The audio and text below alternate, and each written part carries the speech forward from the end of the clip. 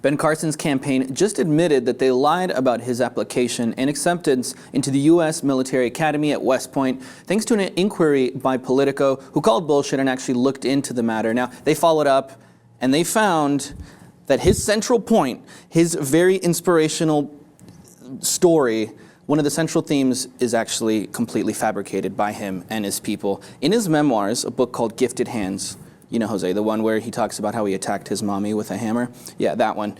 He says that when he was 17 years old, back in 1969, he was introduced to General William Westmoreland. Now, he had just gotten back from Vietnam at that time. The two had dined together. It was a very intimate meeting. And then at that meeting, according to this book, he was given a full scholarship to the military academy.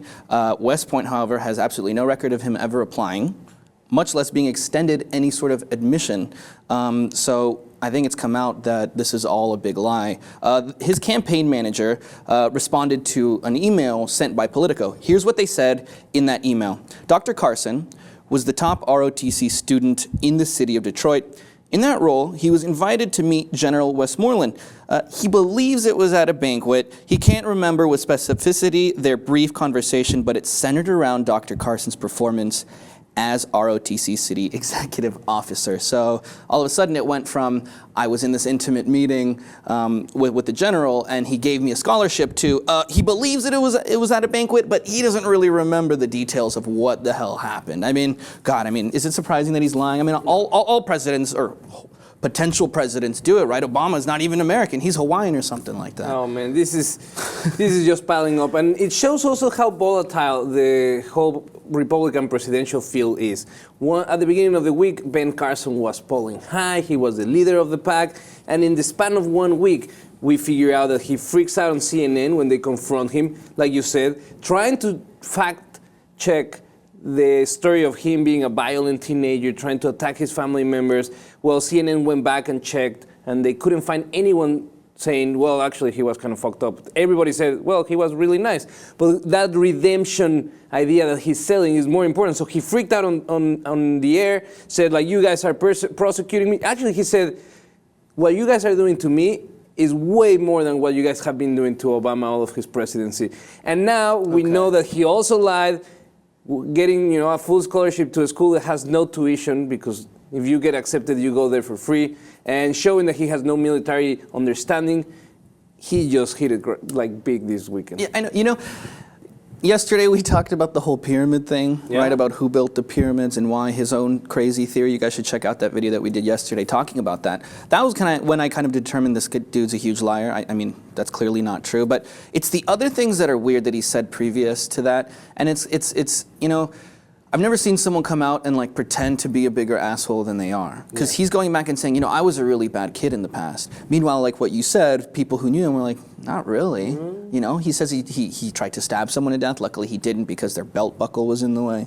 I mentioned how he attacked his mom with a hammer. That was apparently in that same book, talking about an argument over clothes with his mom. He said how he almost killed a kid because of a dispute over what kind of music he listened to on the radio.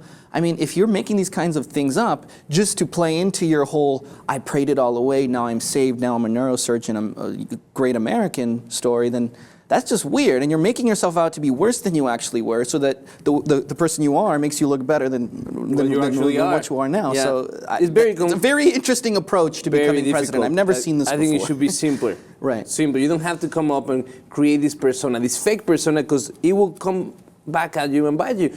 And the comments are incredible. The fact that he sent out a mailer asking for support, saying that really experience is not as important as, will and hungry to be president, it was just ridiculous to think that now today American voters are going to fall for that and going to say, I'm going to vote for this guy that is just very faithful, and it can't be like that. I really can't. Yeah, well, I mean, to be clear, whether he lied or not, is up for debate, because a lot of people are saying, well, they don't, the military academies are free, there are no scholarships, the liberal media is picking this up and saying he's lying when actually he doesn't really remember the details. But come on, he was embellishing. And to me, if you're trying to be the president of the United States and you're embellishing about something huge like that, that gives people the wrong message, and that's, in my opinion, lying. Not only flat that, out. if you're going to run for president, you need to know that you're going to be under the scrutiny at a level that no one else. And you should, because you're running for the most important job in the country.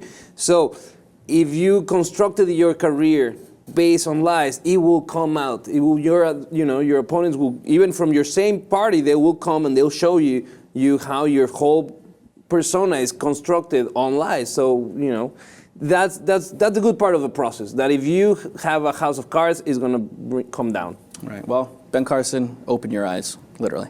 Thanks for watching, guys. We want to know what you guys have to say.